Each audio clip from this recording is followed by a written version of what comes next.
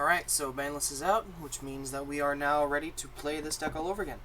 The deck has gotten so much better now that we have VFD banned, and I honestly think this could probably take another extravaganza if we ever to bring this to the one in March. But of course, before that, we have to get through the March Invitational that is going on later this weekend.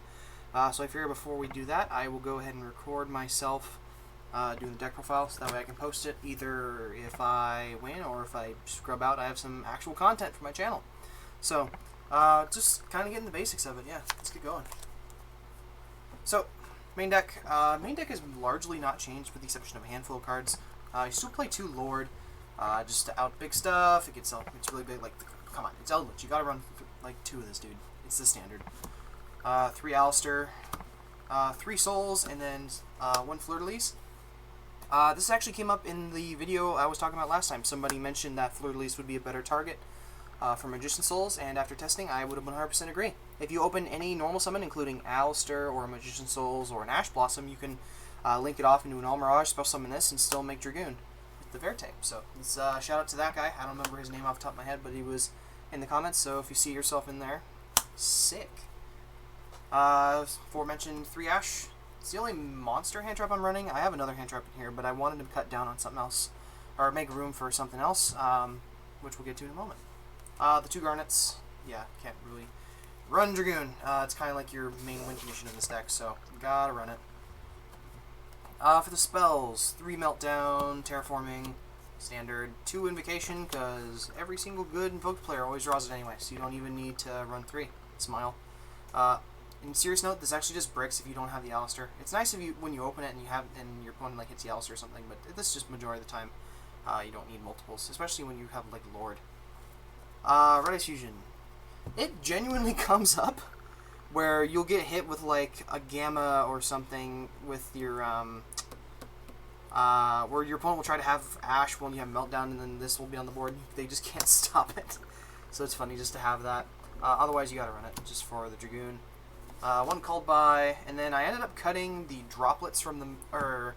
So previously I was running 3 Gamma, I think, 3 Ash, and 3 Imperm. I eventually picked, after my win, I decided to pick up Drolls with the playmat, but after future testing, and plus the ban list coming out, I decided to pick up Tactics instead. I figured going into this format, the big problems that was in the last format was VFD and the Ultimateness, which droplets was, of course, better against, because they can't stop the droplets if you're pitching a Lord or an Alistair, and if against the Virtual World matchup, you can pitch a trap so that they can't chain the Chuche to pop a VFD. But now that we're going into a format where it's mostly just combo decks with like Dinosaurs and Dragon Link coming back into the format, or it's just some sort of back row removal decks, it's nice to have this just to, in case your opponent tries to stop your Alistair, or if you're going second, it helps you break boards, taking things like Boardload Savage. So if you bait the Boardload Savage, you can basically just start to pick apart their board there, either by taking their Appaloosa and just stopping their negates all entirely, or you just continue to play by drawing cards, or if you're drolled for some reason, and you have this, you can just loop a card in your opponent's hand, giving you that important knowledge in game 1. So it's really, really good. I would definitely, if you have the money for it, definitely play it. It's super duper amazing. For the Cursed Eldland stuff, we got 3 Cursed Eldland. Shocker. This card for some reason wasn't hit. They didn't touch Eldlich at all, so I'm just here chilling. Yeah, 3 Eldland. It's Rhoda for half your archetype, so it's just really nice. 1 White Destiny and 1 Black. White Destiny, I've tested with 2 of it, and by cutting black, as I mentioned, I would do that.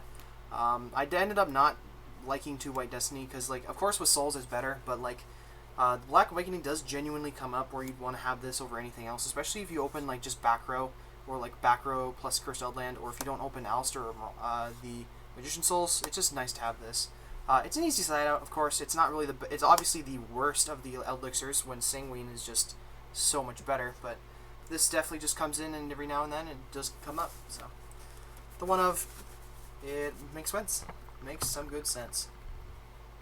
For the traps, Conquistador, 3 Hawkero. Standard. I think Hawkero is really good this format, especially if VW still continues to be a deck. You can hit things like Quinglong before they have a chance to activate it. You can hit their target off this Walloon. You can hit their Nyanyans out of the grave to prevent them from extending. You can hit their Loud targets. It's really, really nice. Conquistador, of course, is really good, especially since we're going to a format where I'm expecting a lot of mirror matches and also a lot of Zodiacs. This also deals with Big Deck Dino in the battle phase, because Misk doesn't deal with it, or this doesn't deal with it when Misk is relevant in the main phase. So yeah, this is really nice. 3 Sanguine, of course, standard. And then triple Imperm. I originally cut, like I said earlier, I originally cut this to play Droplets, and then I played another hand trap. I don't remember what it was off the top of my head. I think it was Gamma. But it just came up more that in this format that this would be really nice, because you can hit Zeus, you can hit Vanity's Ruler, you can hit your opponent's Dark Magician of Chaos Max, you can hit your opponent's Fool, you can hit Winda, you can also deal with Warlord Savage. Like, this instantly deals with Warlord Savage. So yeah, like, this just seemed a lot better. And it can also come up in the mirror match. It also comes up against Ecclesia. Like, this just comes up, and it's just better than Droplets now that we don't have to worry about your opponent being able to either get the monster you're targeting off the field or having to just negate it. So yeah, that is it for the main deck. It's still pretty much the same as last time. It's just now that we've gone into a different format, it's nice that we could change it up a little bit in sort of the tech cards department. Extra deck. Jumakaba. I finally got my second Secret Rare. Shout out to my boy Sam. Caliga, Purgatrio, Eogenes, Raijin. I wanted the Raijin for the Bird Up matchup. It seemed really nice just to be able to deal with the Barrier Statue, though I've heard some talk that it's not even worth, that the Bird Ups aren't even running the Barrier Statue anymore now that they have Kit. I have not seen that deck enough to really make a judgment call on that. I'm just keeping it in because it does genuinely come up, especially against Droll, which is still kind of relevant in the format, so yeah, this comes in a lot, not gonna lie. Dragoon. Obviously, secondary win condition. VLS Link. This is super duper good. This is like another one of those cards that if you're playing this deck, I almost always recommend you play this at some capacity. This thing is so good. It's basically a second Dragoon. In the grind game, if you have like Alistair plus a trap and like any extender like Souls, or you can get to Golden Lord, then you just make this. It becomes another Towers. It outs Dragoon. It's so good. And your opponent can't destroy it with Dragoon, which also means that if you attempt to activate its effect, yes, they can negate it, but they won't be able to destroy it, so that way the Dragoon can still, it won't gain the 1,000 attack, which does matter. It's just so good. Especially good in the Eldlich Mirror too. And against any, like, Dogmatic variants, the only thing that's really problematic with is this is really bad against Zodiac, but in Zodiac, that matchup's kind of really free anyway, just because you can just blow up the Borbo in the battle phase, and you just don't even need to worry about it. Almirage, Verte. Almirage you play because like I said earlier, it turns any of your normal summons into a fire, including Alistair. I am also playing the Artemis along with the Almirage. I found myself missing Secure Guard in a sense, where I, of course, wanted to make the turn 1 light monster, but I also wanted to keep the Almirage for late game, being able to make just Purgatrio on my own. I don't have to rely on my opponent's Ash Blossoms, or I don't have to rely on my own Ash Blossoms just to make a Purgatrio. I don't have to hard make Phoenix and waste a ton of resources just to make that. Because when you're in a situation like that, you'd rather just normal Alistair and then just make Purgatrio and clear the board. Because unless it's something like Dragon Link with their trap card, you're more than likely able to just clear the board with Purgatrio. Barricade Board Blocker. This thing is actually like casually really good. It recurs your Cursed Eldlands and your Meltdowns, so you can also use them with the Dragoon on your opponent's turn. Otherwise, it just gives you a free resource. He also sets up Golden Lord if you hard brick with it going first. If you've used Verte, this is usually the first thing you make. Phoenix, Unicorn. These don't come up nearly as much as they used to. I'm low-key considering cutting them, but I haven't decided on what I would cut for them. I considered Magalenica for a little bit, just because Zoo is just really... It's everywhere. Like, let's be real here. It's probably the most popular deck in the format. But otherwise, I just found that these are really, really good. Like, there's no reason to cut them, and I don't have any real reason to cut them at this point. But if there was a flex spot in this deck, it would probably be these two in the Caliga. Last card, Link Spider. One card I want to try is the World Legacy Armaduck, the Link one that basically is a... it's kind of like a relinquished Anima, where it just bounces the thing in a column. But it's not really come up enough to where I want to worry about it having problems, because it doesn't. One thing it also doesn't do is it doesn't get rid of the Dino token, I believe. I don't remember it off the top of my head, but I'm like 90% sure you can't do it with that. Otherwise, this is just coming up. You can turn your traps into a Verte material, which is really, really good.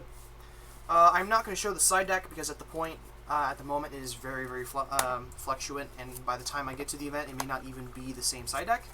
I will give you some general hints about what I'm playing. It's basically just hand traps for going second, or just cards that allow me to do good going first. I figured going into this format, the hardest matchups we're gonna have is maybe the Dragon Link variants, depending on whether or not they decide to play DMZ Dragon with the Buster Dragon. Though I've seen a lot of builds not even bothering with it, because if you go for you to make the Buster, it's just better to make Warlord Savage and with like Appaloosa or Heroic Seal or something, but you're committing a lot of resources just to get Kaiju'd. So I'm also considering Kaijus. I'm also considering Lava Golem. I'm not considering the Sphere mode because I don't think it's that big of a combo format where that's relevant, but I do think that the Lava Golem could come up, especially since it's a fire. Skullmeisters. I go back and forth between Skullmeisters and Bells. Right now I'm on Skullmeister just because I want to deal with the mirror match a little bit more. It also deals with Drytrons a lot better. Bell unfortunately doesn't do anything to Drytrons unless they're specifically summoning from the grave. And at that point you're kind of just meh. I took out Mystic Mines as well because like it was cheeky when it works, but especially against dinos, like it's really funny against dinos, but like everything else, especially against Eldlich, it just doesn't do anything. So that's basically the rundown. The deck's kind of the same, but different. Hope you guys enjoyed. I will be in the comments, listen to every single one of your guys' comments at the point of recording. So if you guys, even if it's like 9 months out and this deck has been banned or something for like 7 years, still comment, because it's actually genuinely nice. I do go back and look at those just every now and then. Otherwise, I hope you guys enjoyed. Please remember to like if you actually enjoyed the video. I do genuinely want to make more of these. It's just the problem is that COVID makes it so hard to actually test cards. But shout out to my boy Ian and my boy Kyle. They basically have been nothing but my test partners for like the past 6 months. So I hope you guys enjoyed. See you guys later. Peace.